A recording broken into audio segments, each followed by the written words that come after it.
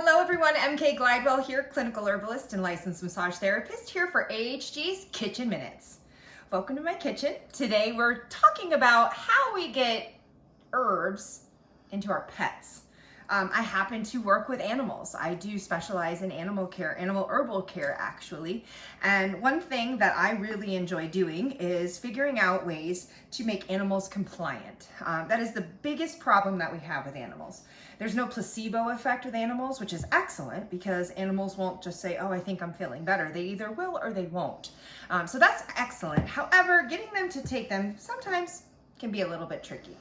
One of the books that I actually turn to for my guidance is Paws, 5 Directions by Cheryl Swartz. It's a Chinese medicine-based diagnostic and procedures.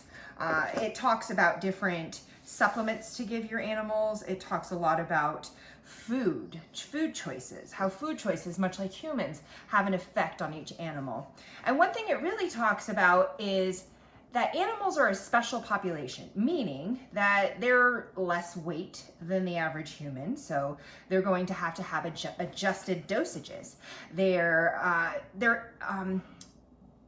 digestive system is shorter. It works faster. That means that they're going to have to be dosed even more frequently maybe than humans if the condition calls for it, if it's indicated.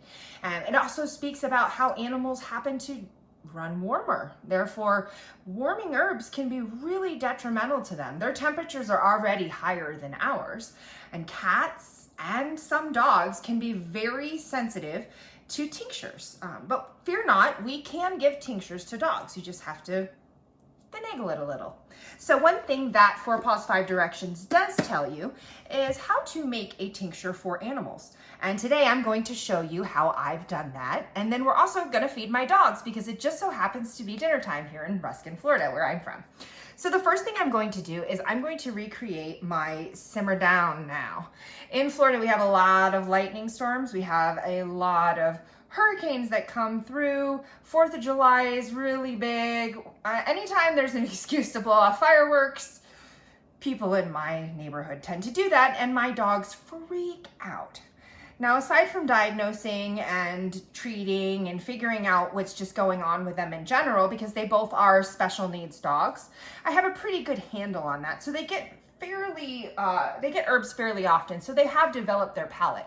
But one thing that I had to do when I started giving them herbs was sneak things in, put them into treats, make them smell better. Dogs love stinky things. Cats love fishy things. It's getting those things into their food is the trick. So one thing with a tincture is most tinctures are alcohol-based. Again, dogs, cats, very warm. We don't want to introduce something hot like alcohol into their system. So what we can do though is dilute it.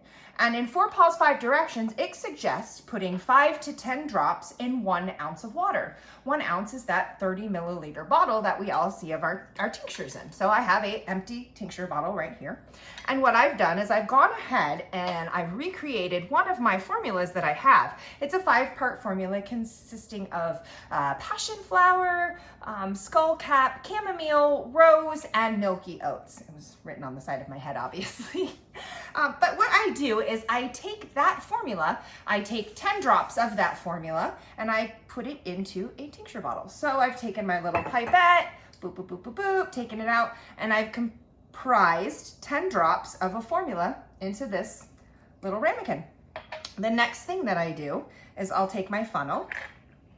10 drops isn't a lot, we all know that. I'll take a little bit of the water that I've pre-measured for just under 30 milliliters because I don't want to overfill, and I'll put it into the tincture.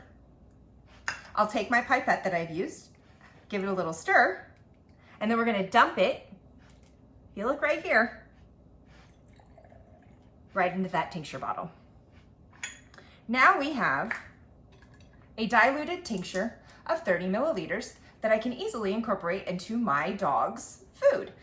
You're going to do it once to twice daily, depending upon the conditions, and you're going to put in 5 to 10 drops, depending upon the weight of the dog. Again, we're going to adjust the dosage based upon the condition and the weight of the dog. Another thing you can do is take a pre-made tincture, something like valerian liquid that I've gotten from CVS, which happens to be in a glycerin solution. you can take that, you can dilute it as well, because glycerin is very warming. If we've all tasted it, I mean, it's valerian, so it smells like socks, so we know it's gonna work.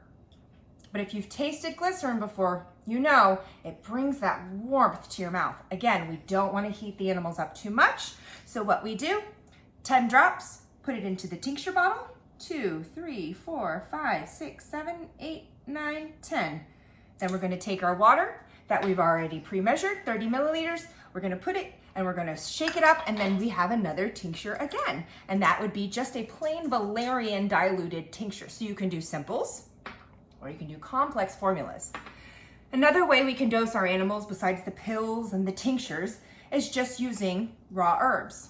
One of my dogs has immune-mediated hemolytic anemia, and the other one has Addison's disease. I want to nourish both of their kidneys. I use Nettles almost every day in their food, and then I also try and control a lot of their skin issues. Because we live in Florida, we have a lot of prone to skin issues here. I'll go ahead and I'll put these herbs, and they just eat them every day. They also have a lot of nutrients in them as well. And so when I dose them, I'll take the little scooper, and for Maggie, she's a 90-pound dog, I'll give her 2 scoops per meal. For Muda, he's only 16. He's a very, very hard condition though. Sadly, he's fading, and he's wonderful, but we have to give him a good amount of food. And I also will show you how I make his food. I use something called the Honest Kitchen over here, and I'll show you that in just a second.